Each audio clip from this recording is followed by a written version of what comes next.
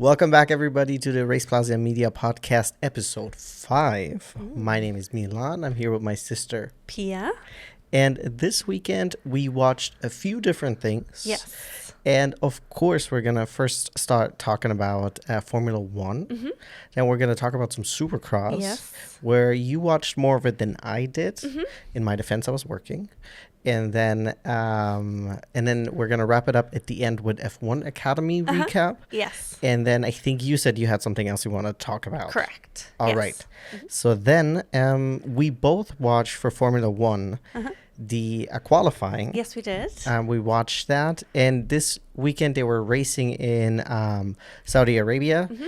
And it is the fastest street track of the season. And it is, there's a lot of like long stretches of like them going really, really fast. I mean, did I say it's like 75% of the track they go like full throttle? Yeah. I mean, which is like crazy, especially for a street track. There's barely any runoff area. Correct. It's quite tight. Yes. It seems though as if the drivers, for the most part, enjoy the track as intense as it is and as exhausted as they are afterwards, just because it's also quite warm there. Although they drive at night, it is still exhausting physically, much more than some of the other tracks. But yeah, it's definitely an intense one. Have you driven on it at all? On sim racing or any of the games?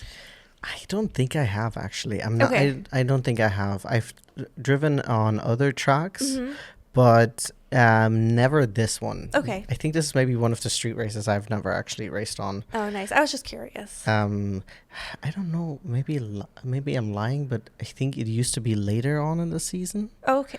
I'm not sure. I can't remember, honestly. It just doesn't seem like I've raced on it before. Okay. I might be lying. Yeah.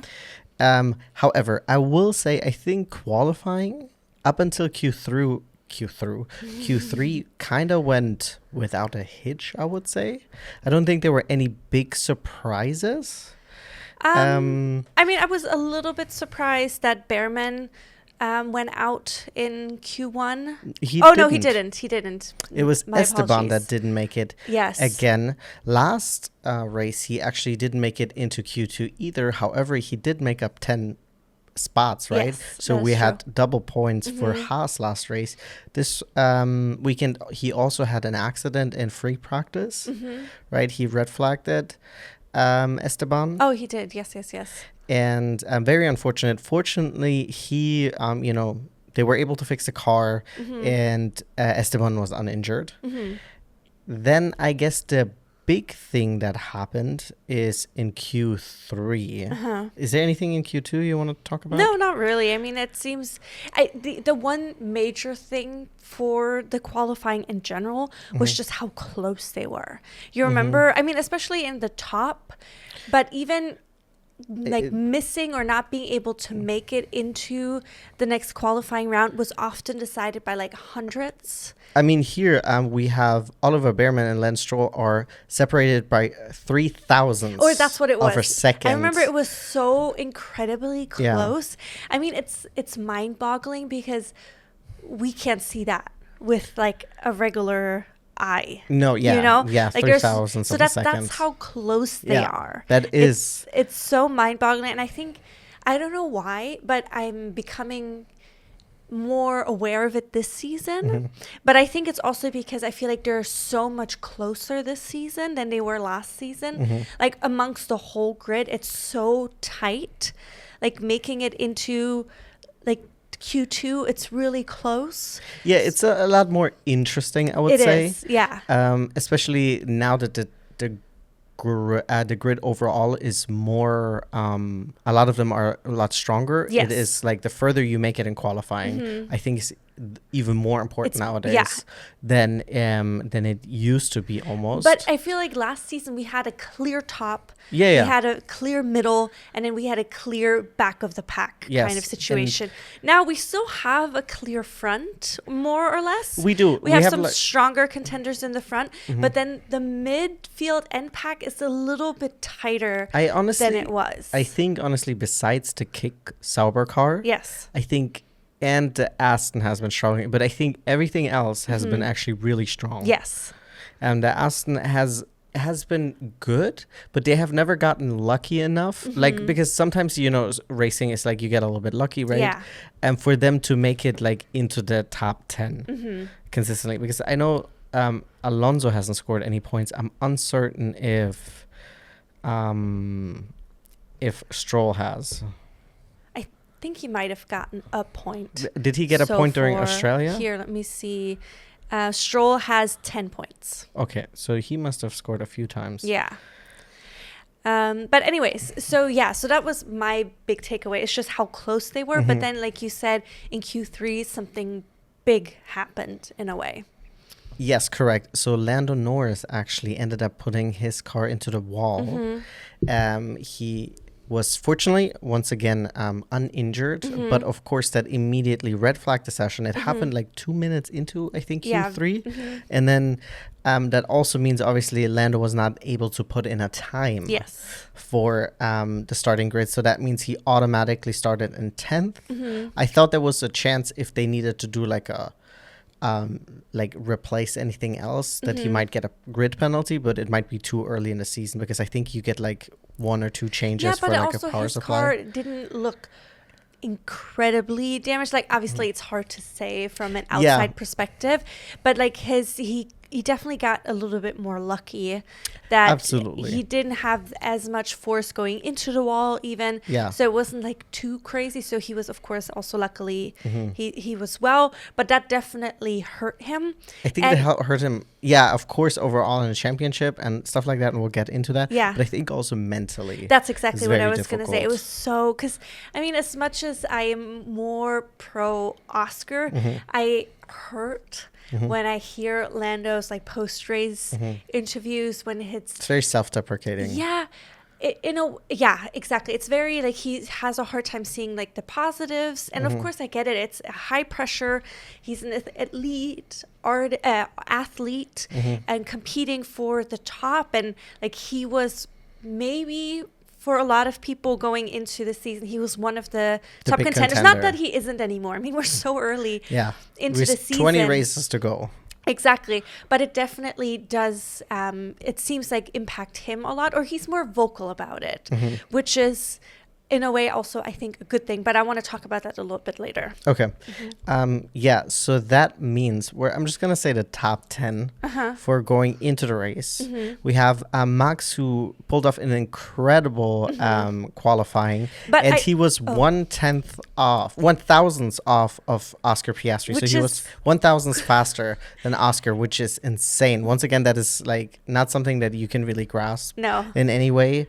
But I also wanted to say, before you continue on, the top 3 going into it, I mean, you'll say who the third person is in a second, but it was incredibly close between the 3 of them, which was really fun. It could have been any of them going into Q3, because they were so close and they're switching back and forth. And I just think that's so exciting, Yes, absolutely. We then had in second, as I said, Oscar Piastri. In third, we had George Russell.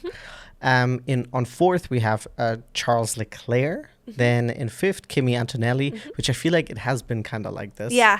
The qualifying. Then in sixth, very, very exciting, Carlos Sainz. Yes. Seventh, we have Lewis Hamilton. Eighth, Yuki.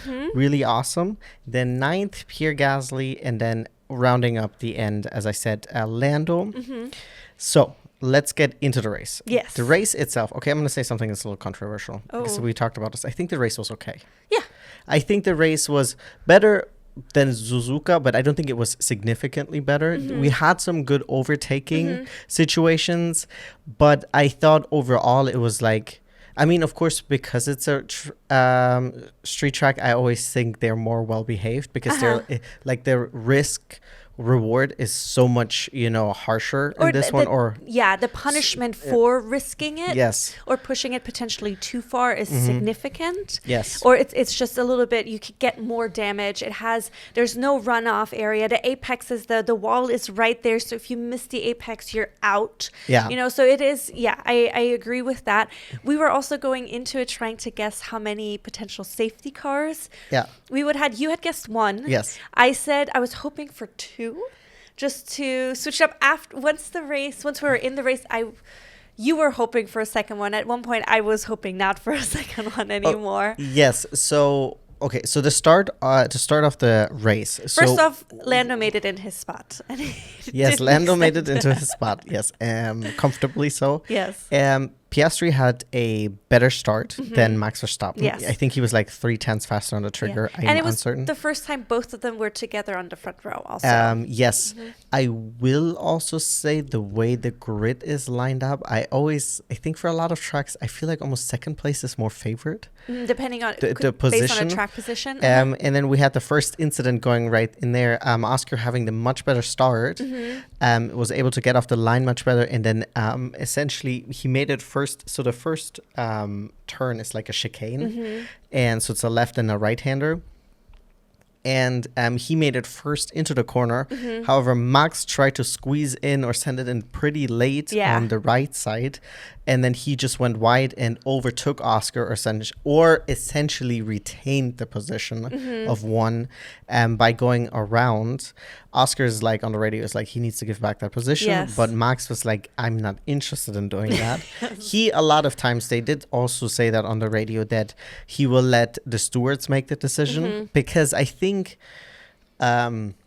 if he would have been just like a tenth ahead or like a thousandth ahead, he would have been alongside enough where usually I think in the opening lap, they're usually a lot more lenient. Yeah, I would say they're definitely more lenient. Than they are during other parts of the race. So they'll let you get away a little bit more with not murder, but like with more stuff. No, but then also Oscar kept the car on the track for both of the turns, for the left turn and the right turn. He may have had a couple tires over the white line, but not all four tires over the white line. No, so that's also, I think, that's what helped him. So Verstappen ended up getting a 5-second penalty because correct. Because he took over or he went off the track or what? Yeah, overtaking off the track and gaining an advantage, right? Yeah. Going off track and gaining an advantage or overtaking off track.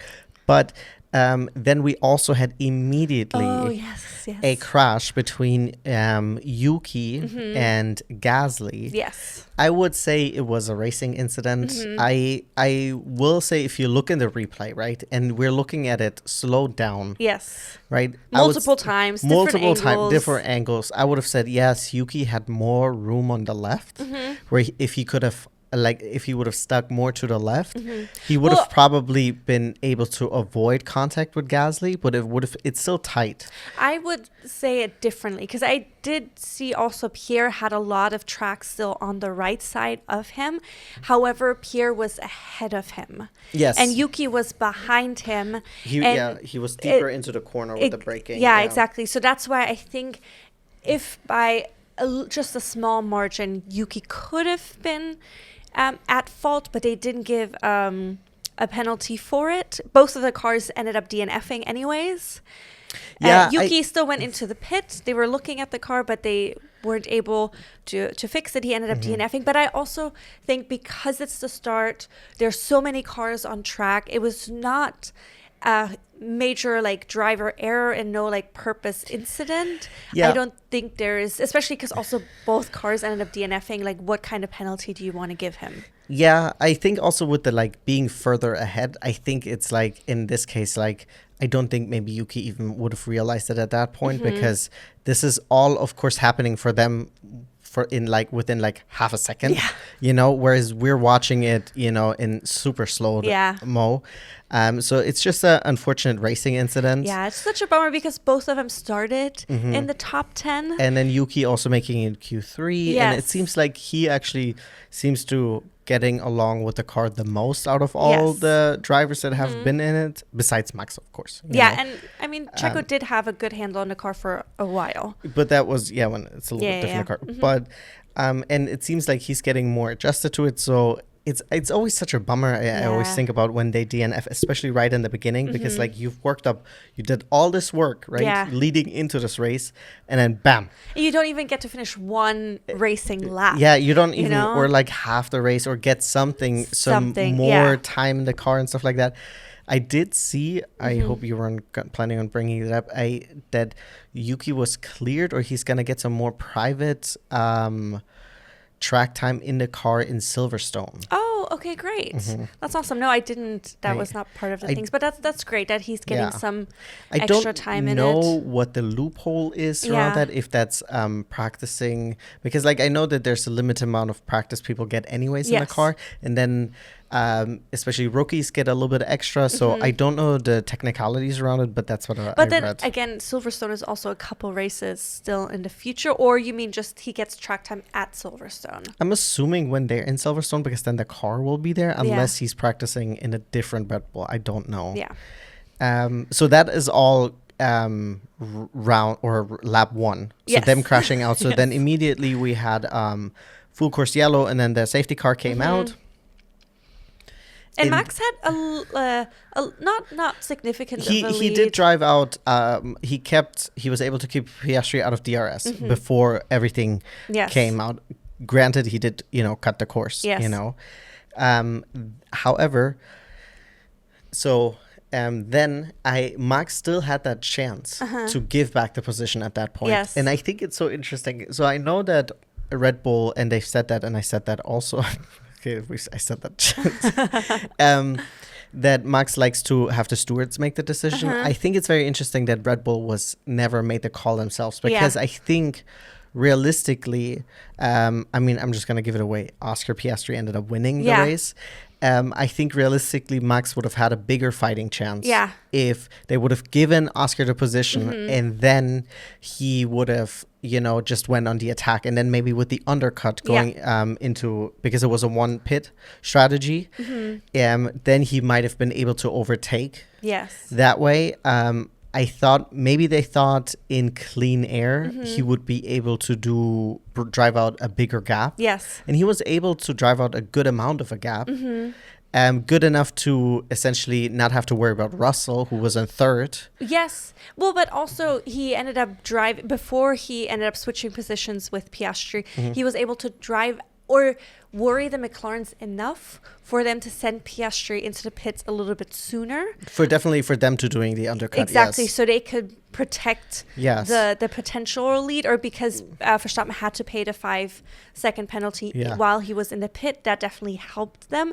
But it could have, like you said, if he would have given away or given back the position, I think the fighting would have been much, much closer. I think so too, because you don't have that forced gap, because when you serve the penalty, the 5-second penalty, it automatically also makes your pit stop experience slower.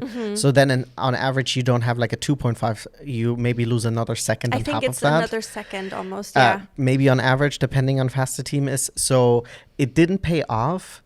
I know that it would have been interesting to see if Max would have given back the position, and Oscar would have been driving the whole time in the clean air. Maybe he would have not struggled as much with his tires as Max, because Max was he was managing the first set of medium tires that he was on very, very well. But he also was racing in clean air. Well, that's what Oscar said, though. That's why he had to eventually back off from Verstappen, just because the tires were getting so hot in the dirty air, especially the track temperature is already quite high. So that definitely makes sense. I do want to highlight 2 other moments of the race for me. One, of course, which we had talked about a lot during the race as well, is the Lewis versus Lando Norris moment. Because there was 2 DRS zones. I think there's 3 DRS zones on the track, but 2 that are back to back. Essentially, and so basically Lando and Lewis were fighting for a while. Lewis was ahead of Lando, and then in that out of the 2 DRS zones, Lewis let Lando pass in the first DRS zone. He caught DRS for the second zone and ended up passing him again. And there's a little bit of a ways to race before the next DRS zone comes. So he did that twice. First, I don't know if he did it as intentionally. I think he did, because the commentators already said that he had played that DRS game too. I thought it was interesting that Lando did that overtake in the first place, because you would think someone who Lando has raced at that track for a lot of times, that he would know. And then based on the broadcast, I'm not saying this is the actual life way it happened. I thought it was interesting that his strategist had to point out what to do to him. He was like, okay, let's play this game, and then strategy. And then but I don't know if necessarily the strategist had to tell him, or the strategist was just telling him. Like he already knew that that's what he was going to do for the next one. Yeah, but he did it twice. Well, yeah, but the second time, and even the commentators were saying that Lewis had backed off significantly going into that turn leading into that first DRS zone, which sorry, the names are just swirling in my hand. Lando got so close that it looked like he didn't plan on passing then, but because he had so much momentum, he ended up passing him because he didn't maybe anticipate that Lewis would back off so much into the corner. So the first one, I think Lando made he just didn't think about it or whatever that happened. And then the second time was, in my opinion, he was intending to not make that mistake again, but based on Lewis's driving, he kind of fell into the trap of doing it again. Yeah, I don't know, but I will say I would be interested in knowing because obviously Lando lost a lot of time that way, right? Because the Ferrari was on old mediums at that point. He was still on the hard tire because he was on opposite strategies. And a hard tire ended up being great. And like he was able to take it for a long time. And once he was also racing in clean air, he was like the fastest on the track. Yeah. I would like to know how much time he had lost and if it would have actually made a difference at the end for him making it onto the podium. Oh, that's interesting. Because he probably lost a few seconds because in general, having to drive behind a driver that is slower obviously slows you down, and then fighting with someone for positions, having to defend or going on. And he was a minimum of 2 laps behind Lewis longer than he should have then. Exactly. And then of course all the dirty air that he caught up or that was, preventing him from driving faster leading up to that. Adds tire temperature, adds tire deg maybe, so who knows. It would have been interesting to know what the difference is. I don't think we would have access to that data. I don't think so. Unless you maybe compare lap times. But this is all like, but I mean, and also not to criticize Lando too much, like this is obviously very difficult, and if you're not expecting someone to be doing this, but I thought it was interesting thought because at the end he got so close on making it onto the podium. Lando ended up finishing in 4th, so great effort by him. He gained 6 positions. But I do want to say back to this moment quickly, I loved it so much because it also just shows how much is going on, that there's so many layers to F1. Absolutely. And I feel like as an adult now, I appreciate that so much more. It's not just about racing really fast. It's also, of course, about the engineering, the technology, the tire deck, the temperatures, then these mind games and not mind games, but it's like the guys also in the car, of course, knowing the strategy, being able to pass each other. Like there's so much that goes into it, which I think makes it just so much more fun. And then maybe as you spend more time with the sport, you of course learn so much more about it. But it's just, I don't know, I just find it so exciting, and it just adds an extra layer of excitement to it, I think. I 100% agree, because it just shows like it's more than just like quote unquote going around in a circle, right? That's people probably more say about NASCAR, but in general. But I mean, there's definitely tracks or races where it feels like, oh, they're just going around, nothing happens.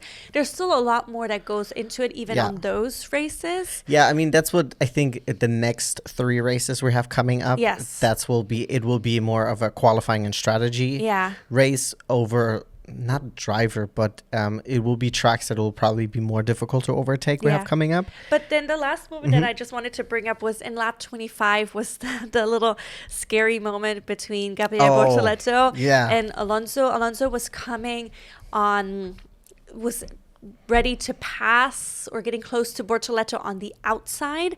So between Bortoleto and the wall, essentially. And Bortoleto got quite close, which had scared Alonso. Or was Bortoleto at the wall on the inside? No, Bortoleto was essentially on the left side. Alonso was on the right side. But wasn't there yeah, that's what I just said. Yeah. Wasn't there also another driver involved? Well, that driver was a little bit further I thought that was the reason why Gabriel Bortoleto ended up not realizing that Alonso was also there.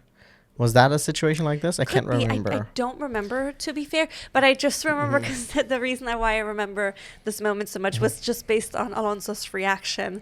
Because usually he's cool, calm, collected. A lot of them sound very nonchalant on the radio. That is very true. But then he was like, what was he like?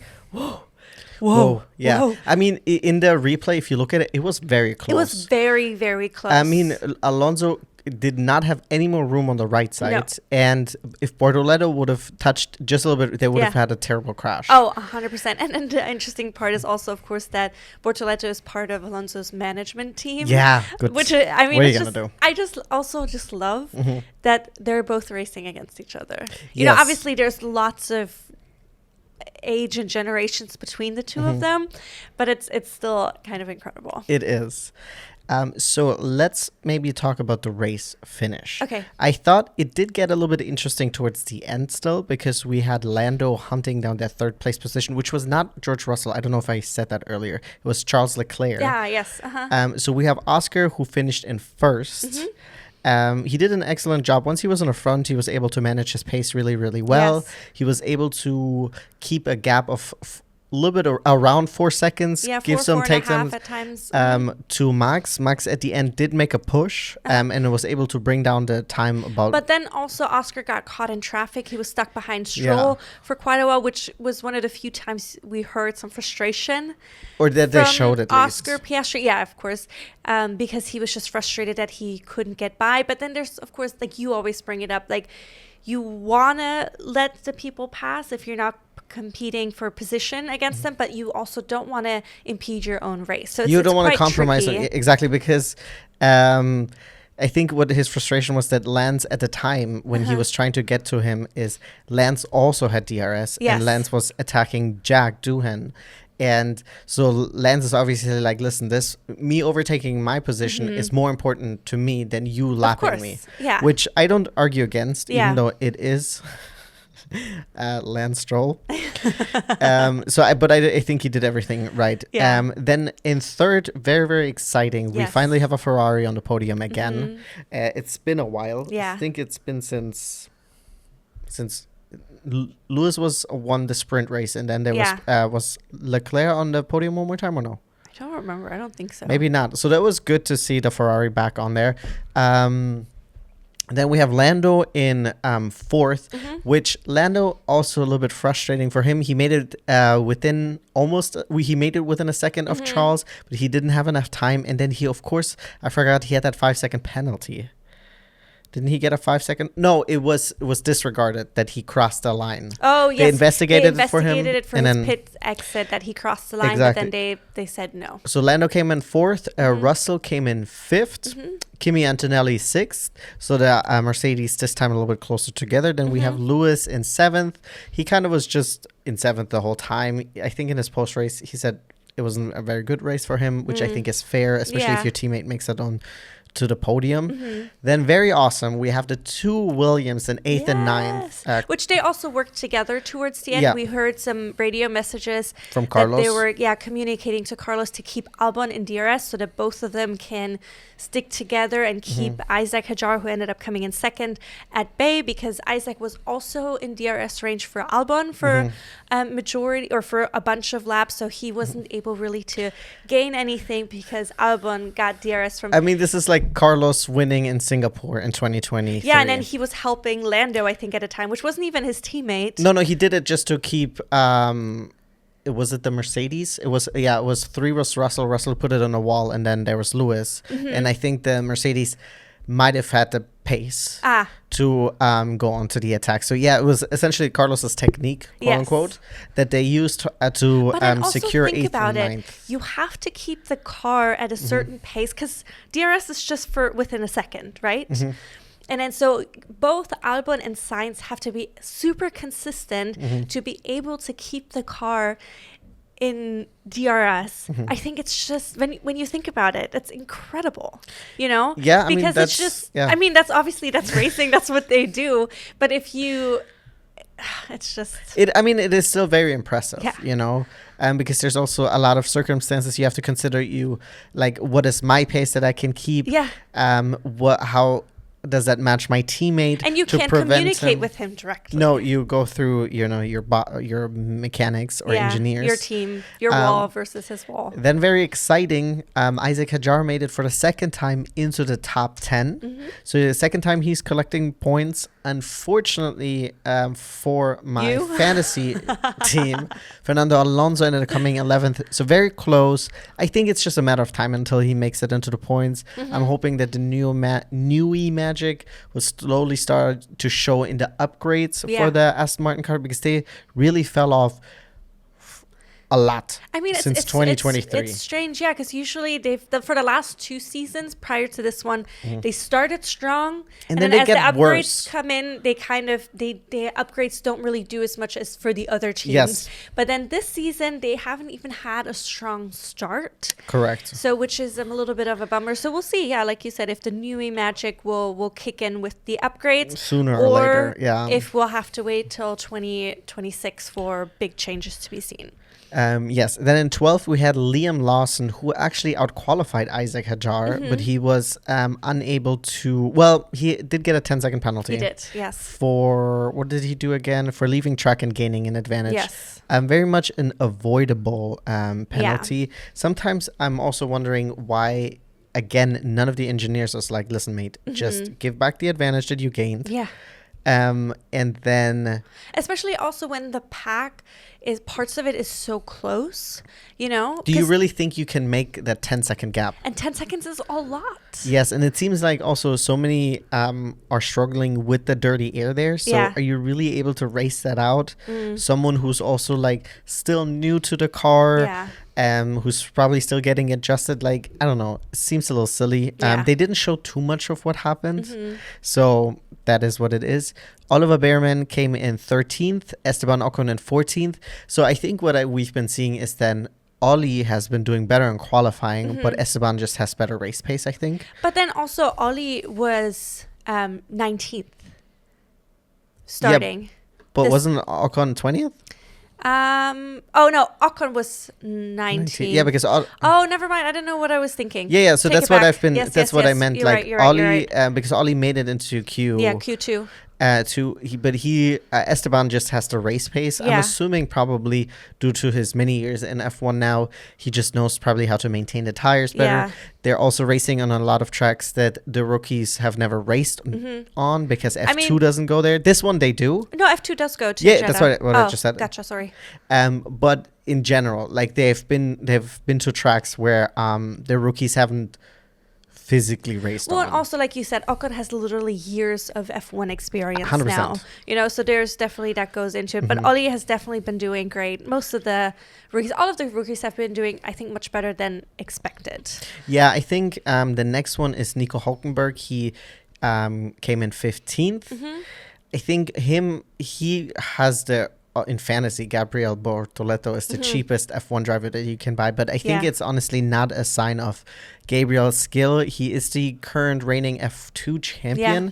It's just that the car is just not where it needs to be. Nico has points on the board, but also because it was an exceptional race. Australia, like a lot of people DNF'd. So he was able to capitalize on that. And once again, Nico probably has like 10 plus years in experience in F1 on Gabriel. Yeah. So I'm hoping this doesn't hurt Gabriel's stock, because I think he could be in the points if he had a car that would bring him into the points. Or at least I would like for him to have the chance. Yeah. Then we have in 16th, Lance Stroll. It is what it is. It 17. Is the one that I'm a little bit upset for is Jack Doohan. He missed Q2 by a hair. Yeah. Right. And there's so much pressure around him. And then with Gasly DNFing. It would have been awesome if he would have been able to make it under points. But then again, also, I don't know how racy the Alpine is. It's hard to gauge. I mean, Gasly has been doing well in qualifying. Yes. But then again, qualifying and race pace is different, and also every track is different. It's kind of difficult. In 18th, we have Gabriel Bortoleto, and then the two did not finish, of course, Yuki and Pierre. Yes. Do you want to update us on maybe on the driver standing for the F1 Drivers' Championship? For the F1 Driver Championships, for the first time in 15 years, we have an Australian driver leading the driver standing, Oscar Piastri, with 99 points, 10 points ahead of his teammate. And 0 problems at the moment. Yes, 99 problems. And 99 points and 0 problems. Yes. But his teammate Lando Norris is now second, 10 points behind Oscar, and then in third place we have Max with 87 points, just 2 points away from Norris. It was good for Lando to make up all these positions this weekend, so he didn't lose as many points. Yes, I mean, I would have been surprised if he would have not made it at least top 5. Yeah. I think him missing out on the podium is, of course, bittersweet. Yes. I do hope that so F1 is off for a week now, and they're going to be back in Miami.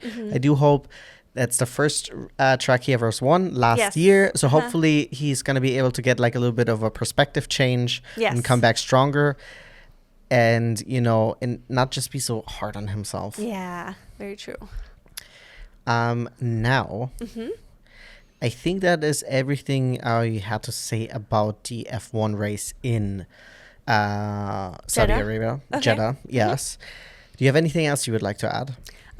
No. I think we're ready to move on. Yes. I will say, you said that, before we move on, you said that Oscar Piastri is for the first time in 15 years an Australian leading the Drivers' Championship. And it was really cool that his manager, Mark Webber, who was there to witness it because he was the last Australian to be leading a championship.